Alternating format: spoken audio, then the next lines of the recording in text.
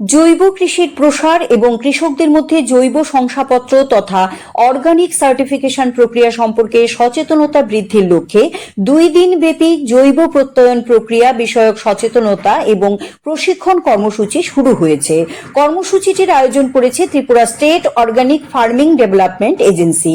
আগরতলার এডিনগর এলাকার state agricultural research স্টেশনের কনফারেন্স হলে অনুষ্ঠানে উপস্থিত ছিলেন কৃষি দপ্তরের সচিব অপূর্ব রায়, কৃষি অধিকর্তা ডক্টর ফণীভূষণ জমাতিয়া এবং Tripura state organic farming development এজেন্সির মিশন ডিরেক্টর রাজীব দেববর্মা।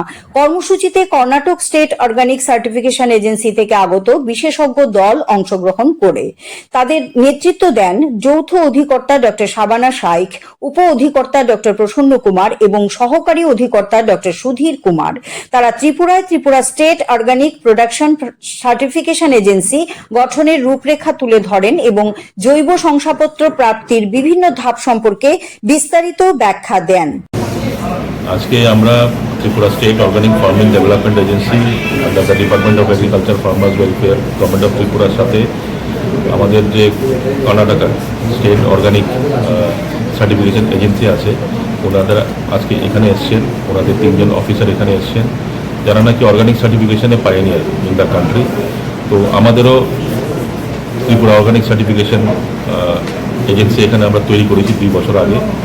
এখন হচ্ছে আমাদের মেইন হচ্ছে যে আমাদের অ্যাপেটার থেকে অ্যাক্রেডিটেশন নিতে হবে এই অর্গানিক সার্টিফিকেশন বডি। যখনই আমরা অ্যাপেটার থেকে অ্যাক্রেডিটেশন পাবো তো আমাদের যারা কৃষক ভাইদের এই জমিগুলো আছে সেগুলো আমাদের প্রতি বছরই আমাদের অর্গানিক সার্টিফিকেশন করাতে হয় জমিগুলোকে।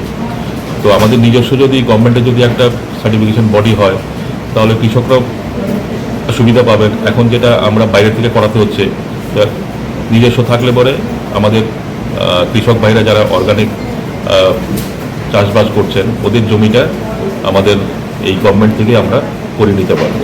এর জন্য এই কর্মশালা কিভাবে আমরা অ্যাপেটাকে আমরা অ্যাক্রেডিটেশন প্রসেসের জন্য কি কি স্টেপ আছে, কি কি ধাপ আছে ওইগুলো ডিটেলস আলাপ করার জন্য আজকে এই কর্মশালা।